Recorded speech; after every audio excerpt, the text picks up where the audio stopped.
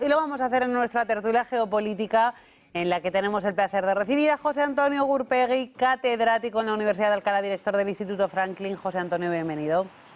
Hola, buenas tardes, ¿qué tal?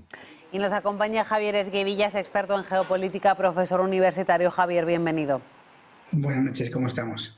Pues vamos con esa noticia que ha sacudido el tablero geopolítico, y es ese anuncio que conocíamos ayer por parte de la administración Biden de autorizar el uso de misiles de largo alcance para que Ucrania los utilice en la guerra con Rusia.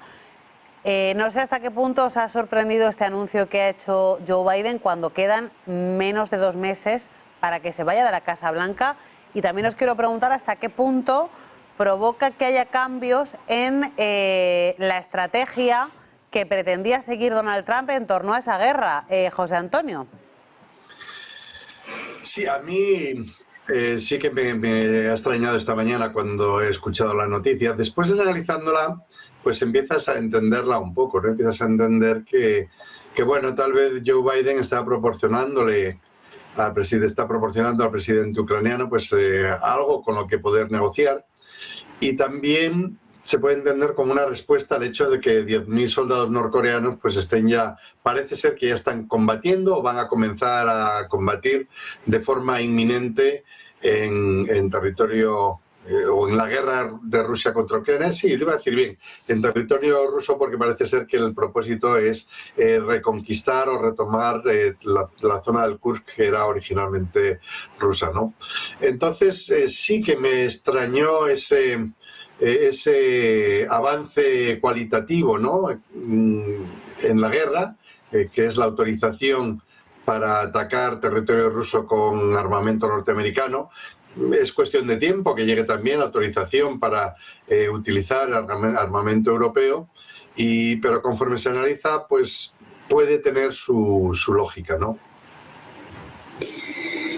Yo, si me permitís, creo que diría 2 cosas. La primera es que es un grave error por parte de Biden, quizá uno más, porque la solución al conflicto, a la guerra vergonzosa en Ucrania, con la agresión, por supuesto, que realizó Rusia, pasa por meterse de lleno en una solución multilateral, no en volver a bilateralidades y apoyar de repente el uso de la fuerza de una manera más sólida, porque eso no sé en qué tablero de ajedrez puede dar fuerza a Ucrania. Yo creo que le va a dar poca fuerza de la que tiene, o más fuerza de la que tiene ahora, lo dudo mucho. Yo creo que la única solución pasa por implicar a Naciones Unidas, la única solución pasa por implicar al Consejo de Seguridad para que cumpla de una vez con la función que tiene de preservar la paz, y todo lo demás es ampliar el conflicto, alargarlo. Yo creo que es un error a esta altura del partido, y más con un Biden que está a punto de irse, como es un error, en mi opinión, que Borrell nos diga hoy que hay que seguir ayudando a Ucrania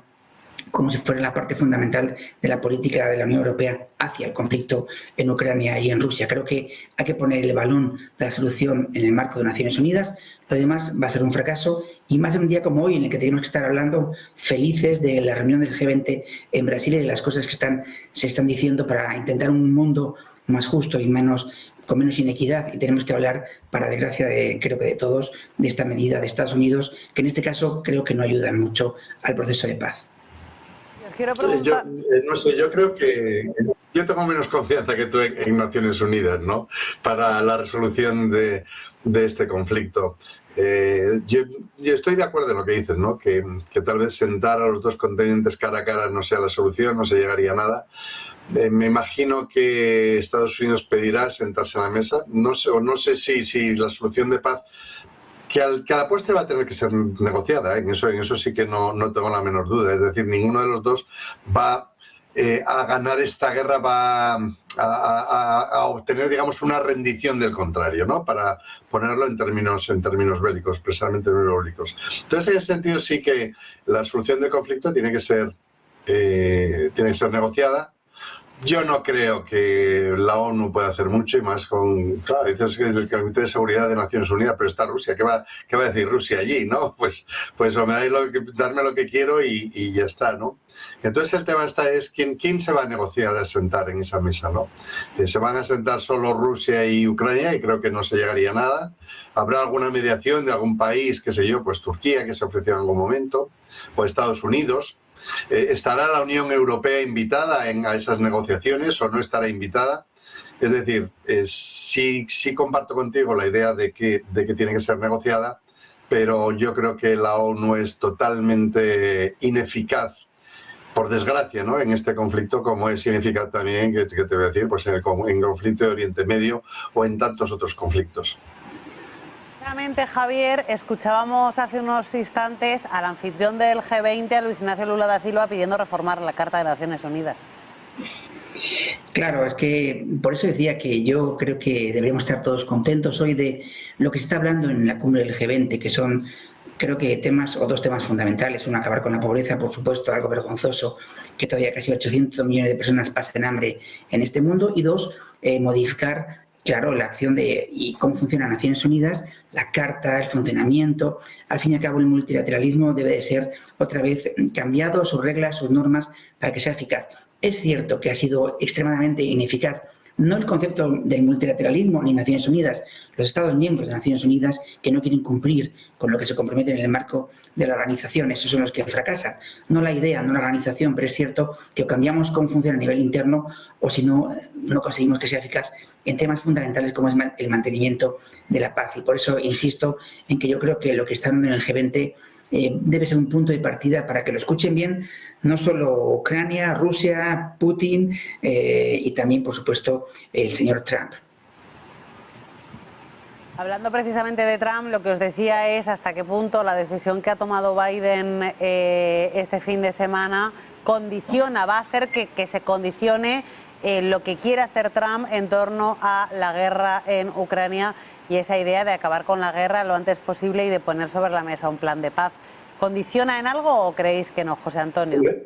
Hombre, yo me imagino que no hablarían de este tema en la reunión que tuvieron hace unos días, ¿no?, respecto a la guerra de Ucrania, aunque es como digo, un asunto sustancial y de no poca enjundia, ¿no?, el permitir el uso de armamento por todo lo que implica.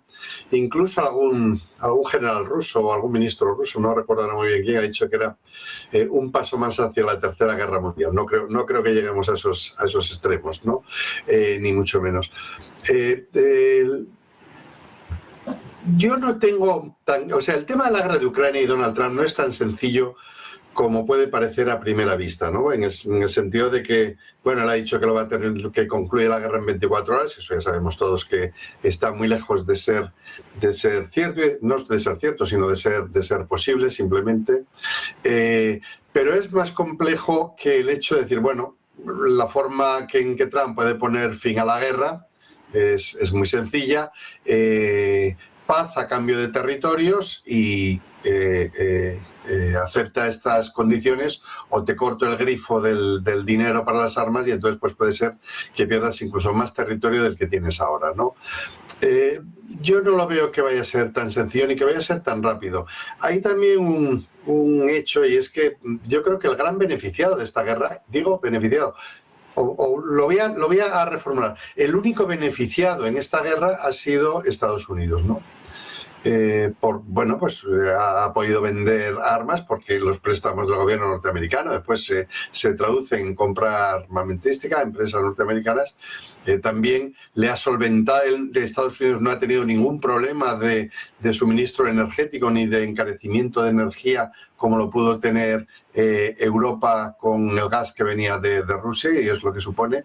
E incluso los temas derivados de la falta de grano, o el hecho de que Ucrania no pudiera exportar grano, sobre todo en los primeros compases de la guerra, a Estados Unidos no le vino mal en el sentido de que todos los aranceles que impuso a China supusieron, o una de las respuestas que provocó en China fue también el hecho de que subieron los aranceles a el grano del medio oeste norteamericano, y la falta de grano de Ucrania pues compensó o no hizo tan visible el problema que se le podía venir encima a Estados Unidos. De forma que no quiero insinuar que Donald Trump vaya a continuar la guerra porque le pueda beneficiar en un momento determinado, porque también la reconstrucción del país puede resultar beneficioso en un momento determinado para Estados Unidos, pero quiero decir que no es tan sencillo la conclusión de la guerra, en el sentido de que lo que Donald Trump va a ofrecer es paz a cambio de territorios, no sé, el status quo que pudiera tener el territorio del Donbass, o lo que pudiera pasar con Kursk, que estoy convencido que eso se devolvería, o lo que pasara con Ucrania, que estoy convencido que bueno, que ya sería anexionada por Rusia de forma definitiva, ¿no? Entonces, pues veremos qué es lo que puede ocurrir, pero no es una solución tan sencilla.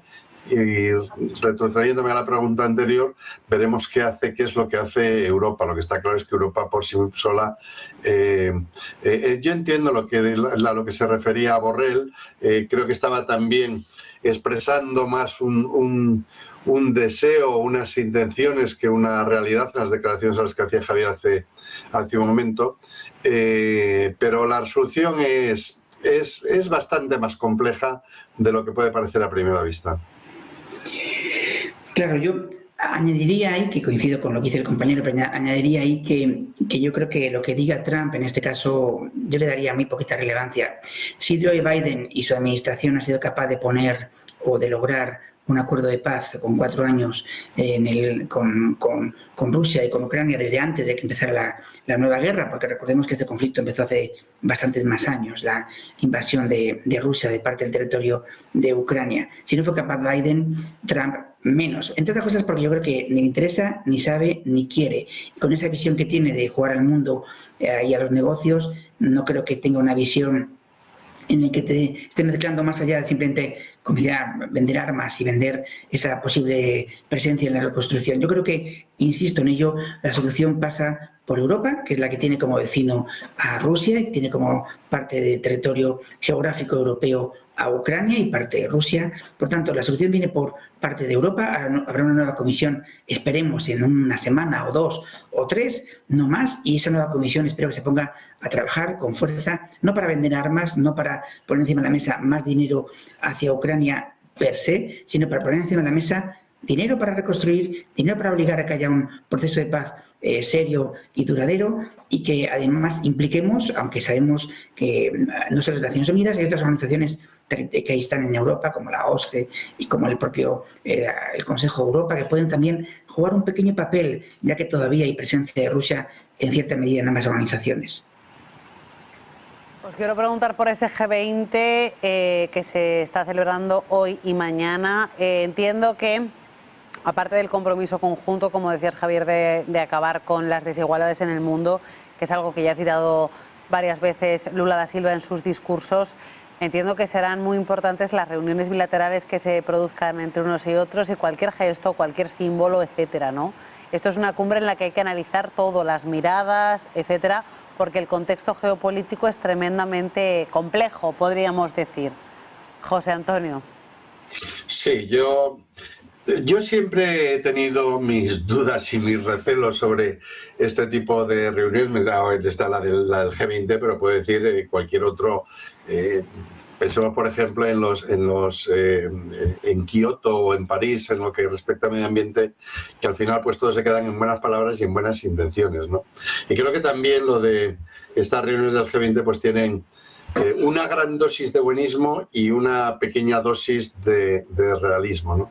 Pero lo que sí son más interesantes son las reuniones bilaterales. Yo sí creo que en las reuniones bilaterales es donde realmente se sustancian muchos de los temas que tal vez pues se hablen después en la cumbre, ¿no? de las 20 naciones.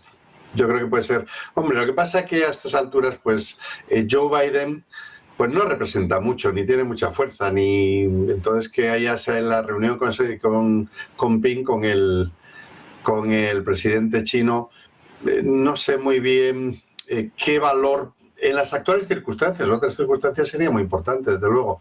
No sé muy bien qué valor puede tener. Yo imagino que uno de los temas que habrán tratado habrá sido precisamente Ucrania. Yo diría que estoy casi convencido, porque el marco es un marco más internacionalista, ¿no? El del G20 que en cualquier otro contexto en el que pudiera darse, porque hablar de política económica no tiene mucho sentido cuando en un par de meses Trump va a ocupar la Casa Blanca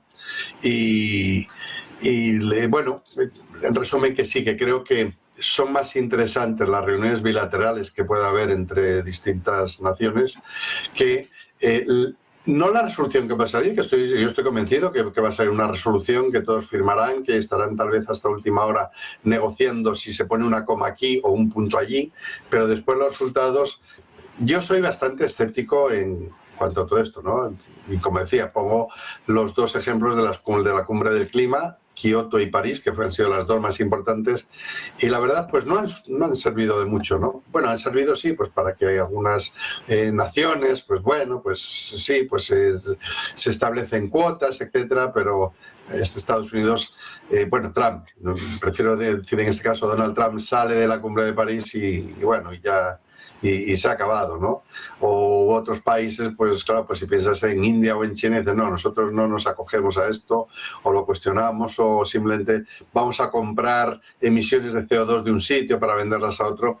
Entonces, bueno, tal vez sea yo quien soy un poco escéptico ante este tipo de cumbres o este tipo de reuniones, en las que sí creo que tiene más valor los encuentros bilaterales, aunque dadas las circunstancias de este momento entre Joe Biden o relativas a Joe Biden, su encuentro con el mandatario chino, pues no sé hasta qué punto tendrá valor, más allá de haberle explicado o de haber hablado sobre la guerra de Ucrania y los motivos que le han llevado a dar este paso de autorizar, que eso sí creo que es un paso sustancial y fundamental, autorizar la utilización de armas de largo alcance, de misiles de largo alcance que pueden utilizarse en territorio ruso.